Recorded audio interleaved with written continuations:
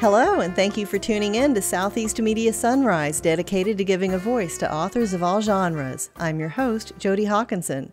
Joining us remotely by phone today is Dr. John M. Poothullil, MD, FRCP, author of Diabetes, the Real Cause and the Right Cure, 8 Steps to Reverse Type 2 Diabetes in 8 Weeks, and Eat, Chew, Live, 4 Revolutionary Ideas to Prevent Diabetes, Lose Weight, and Enjoy Food.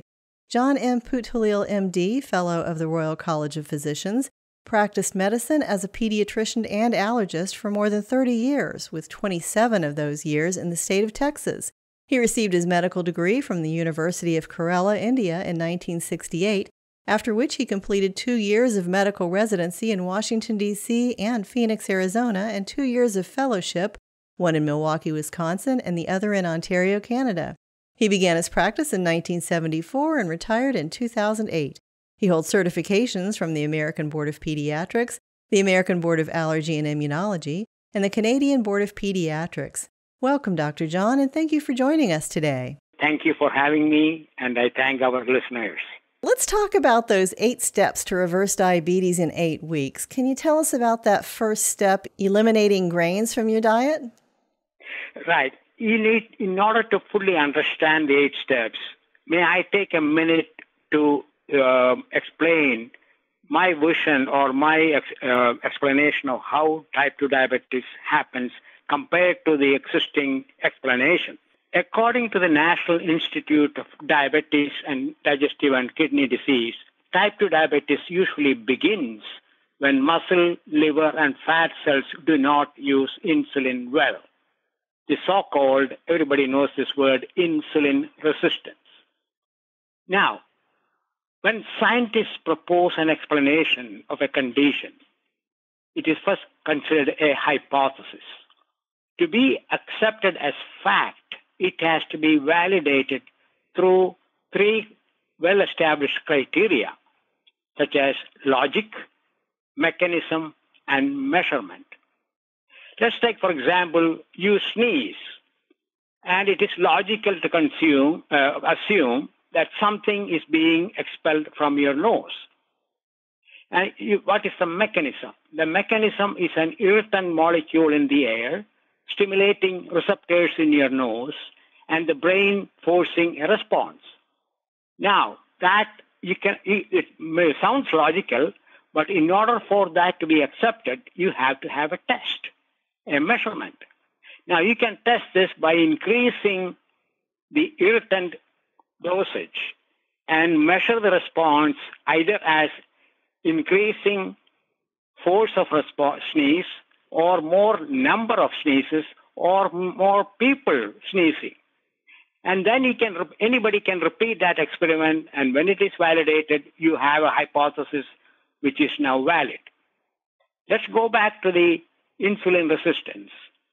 They say 3 cells or 3 organs, muscles, liver, and fat cells, do not use insulin well.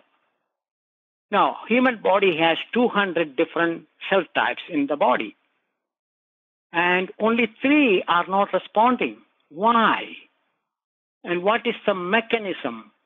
And what is the reason? And what is the measurement? There is no measurement to measure the degree of insulin resistance at any one of these sites. So whether you have had it for 20 years or 2 years or newly diagnosed, what is the degree of resistance? So this is where I came from. I could not accept that this is due to so-called insulin resistance.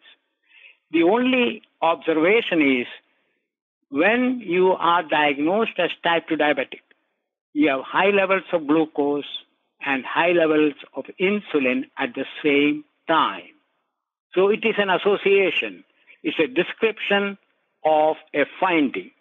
Now, you ask the question, what are the 8 steps? So the question is, why is the blood sugar increasing in the body? Where does that sugar come from? It cannot come into the blood unless you put something in your mouth. And what is it that you put in your mouth that is absorbed into the body as glucose? In the modern day diet, The primary food or component of diet that you put in your mouth, absorb into the body, is grains and grain-based foods. 100 years ago, the percentage of energy a human person got from grains in the diet was less than 35%. Now, in developed countries, it is 50%, and developing countries up to 70%. The poorer your income, the lower your income, the higher your intake of grain-based foods, because they are the cheapest. Why? Because almost all governments subsidize them. And that is why I am asking you to eliminate grains from your diet for 8 weeks and see what happens. Interesting. Thank you. Your next point is to reconnect with your authentic weight. Can you speak about that a little bit? Absolutely. 85% of the people diagnosed with type 2 diabetes are considered obesity. And as you know, more than 3 out of 4 adults in this country are now obese. At the same time, 15% of people are considered lean. In India, 60% of the people diagnosed with type 2 diabetes are either normal weight or underweight. They are not obese. So, how can the same thing happen in a lean person if obesity is responsible for type 2 diabetes? So the question is, what is your authentic weight? Your weight consists of weight of your muscles, your fat, your bones, your organs, and water in your body at that time. Now, what happens is, when you are an adult, after age 35, that is when you start gaining weight. If you look at me, that is what started me on this journey. Because in my case, after about 45, I noted that in the winter time, I gain weight, I lose it in the spring. But by the time I reached 50 plus, what I gained in the winter did not go away. Even though I thought I was eating the same amount of food, I was exercising the same way, yet each year 1 or 2 pounds added on and on and on.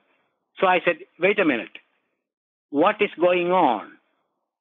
So I started thinking, if you are gaining weight, that means you are taking in more energy in the form of food than you are using, and the body has to store it, and it converts into this food, excess energy from food into fat, and that fat is stored and you gain weight. So as I explained with the first question, most of the intake is in the form of grain energy. So what happens if the fat store is filled up? Where will that glucose stay? It will stay in the blood, and your blood sugar will go up. So it all depends on what is your storage capacity. That is what you are inheriting. If you are an obese person, you may have inherited a large storage capacity, and you can still be normal in your blood sugar level. But if you are a lean person, if you have inherited only 15 pounds of storage capacity, when that is filled up, glucose stays in your blood, and you are a diabetic. All you have to do is look at different sizes of your refrigerator. If you buy something smaller quantity, then you cannot buy the same amount of grocery as with one with a larger cubic feet storage area. That's all. Okay.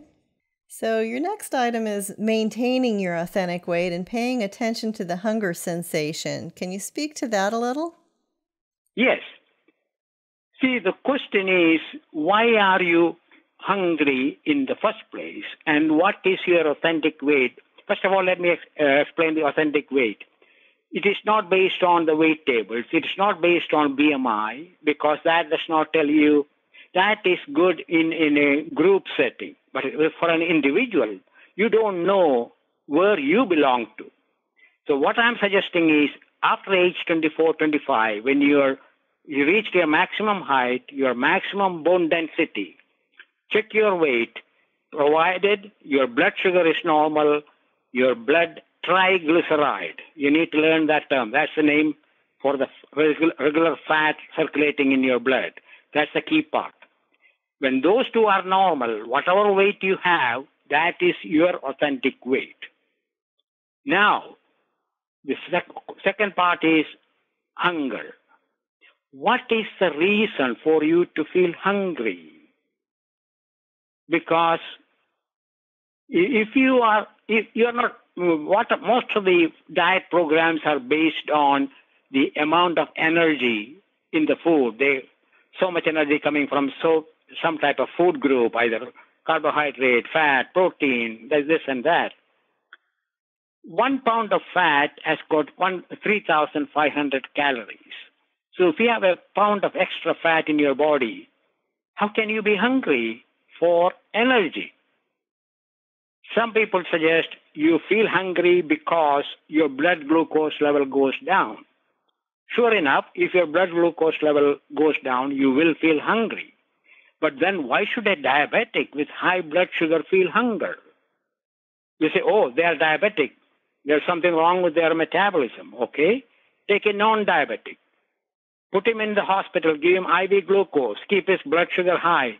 He will still get hungry. So what is the reason?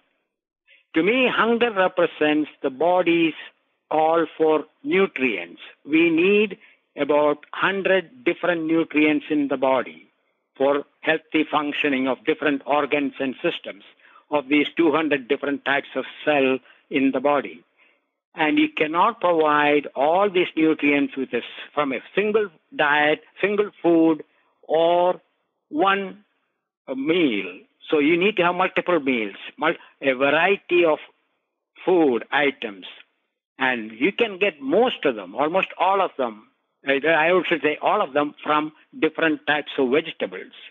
And if you suspect they are not available, they are not fully authentic vegetables or natural vegetables, then you can add spices and herbs to supplement that and get all the nutrients you need. How does that relate to listening to the signals of satiation? Wonderful question. Let us say you are hungry, you are thirsty. Can you predetermine how much water will you take to quench your thirst? That's a good point. I know I cannot. No, nobody can. And let's say, how long will it take for you to drink it? Maybe 3 minutes? Okay? Let's take, for an example, 3 minutes. By the time you finish drinking, your thirst is quenched. But where is that water? That water is still in your stomach. It has not been absorbed into the body yet. How did your brain know you consumed enough water to quench your thirst? Have you ever thought about that?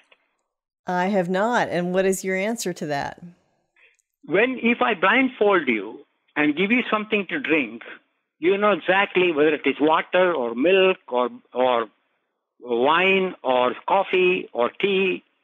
How? From your taste buds. Okay. What I am suggesting is those taste buds are not only detecting what you are consuming, but also monitoring how much or metering how much is going down. And the brain already knows your water deficit. When the metering matches the deficit, the brain says, okay, you had enough water. If you need more, you can always take it later, but for now, this looks fine, and you stop. And this is the same for each and every nutrient. Let me ask you this question. Can you think of any food in nature for that adult human beings can get nutrients from without chewing?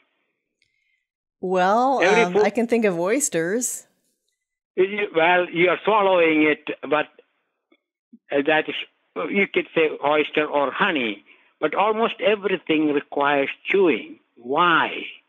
Because when you chew, you are releasing nutrients at a rate where your taste buds and smell receptors can meter it. And that information is going to the brain. If you are eating because of the sensation of hunger, that first bite tastes so good, but after a few minutes, the intensity of your enjoyment goes down. That is your brain trying to tell you, we are reaching there, we are getting enough of the nutrients present in this food. So if we can stop at that time, regardless of what is left in the plate, you are good. And this is what happens with toddlers. All you have to do is to watch toddlers, how they eat. You will observe three things. One, they will eat only when they are hungry. Second, they pick and choose what they enjoy. Third, when they are done, they are done. They cannot open the mouth. They could care less how much is left on the plate. Am I right? That's a very good point. So how does that relate to overcoming your tendencies to overeat and taking control of your eating habits? Because right now what has happened is you are eating not primarily because you are hungry. There are social settings. There are stress responses. And you want to celebrate. The easiest way to celebrate is, let's go eat. Somebody has a birthday. Somebody has, something to celebrate. See, your reason for eating is not hunger. And that is what you have to overcome.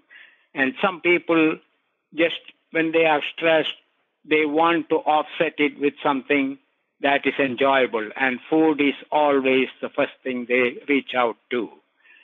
Because it is, from experience, we know the dopamine, it becomes more like an addiction. The dopamine dopamine is released and you feel good. And so those are the things you have to overcome if you want to take control of your food intake. Very interesting. So there are two more points that we're not going to get to today. That is understanding the foods you eat and enjoy with no diabetes. Could you tell us really quickly before we finish a little bit about your book, Eat, Chew, Live: 4 Revolutionary Ideas to Prevent Diabetes, Lose Weight, and Enjoy Food? Yes. The first thing is about, similar to what we have discussed, what is my disagreement and the evidence about insulin resistance not being the cause of type 2 diabetic. The second is you have to be in charge of your body to take care of your body. You cannot rely on somebody else. When you sit down to eat, if you're hungry, you don't know what nutrients your body is looking for. Just to give you an example, if you go to a buffet, there are 100 items. How will you choose? You choose based on your previous experience. But this is, let's say, for lunch. You take 4 or 5 or 6 items. If you go back to the same buffet for supper, will you take exactly the same thing? Chances are no. You will take something different. Maybe you may take 1 or 2 the same, but mostly different. Why? Because you want a variety. You want to enjoy something else. What I'm suggesting is that is not an accidental response. The nutrients you absorbed from food you ate during lunchtime, they have not been used up by the body. But in the meantime, the body needs or used up other nutrients, which from your previous experience, your brain has identified in some of the other foods that now look appealing. That is why that choice changes. So listen to that. The third is, as we said, keep track of your authentic weight. The best way to do that is your fasting blood glucose level. If that goes up, you are in trouble. Your fasting triglyceride level. If that goes up, you are gaining weight. And finally, in order to correct it, eat what you can chew. Enjoy what you eat, and stop eating when the degree of enjoyment or the intensity of the enjoyment goes down. That's the time to stop eating. That is just fascinating stuff. Anyone interested in purchasing these books can log on to semediapodcast.com or visit amazon.com. These books are available on Kindle and in paperback, and Diabetes 8 Steps is available on audio as well. You can also visit drjohnonhealth.com. That's drjohnonhealth.com.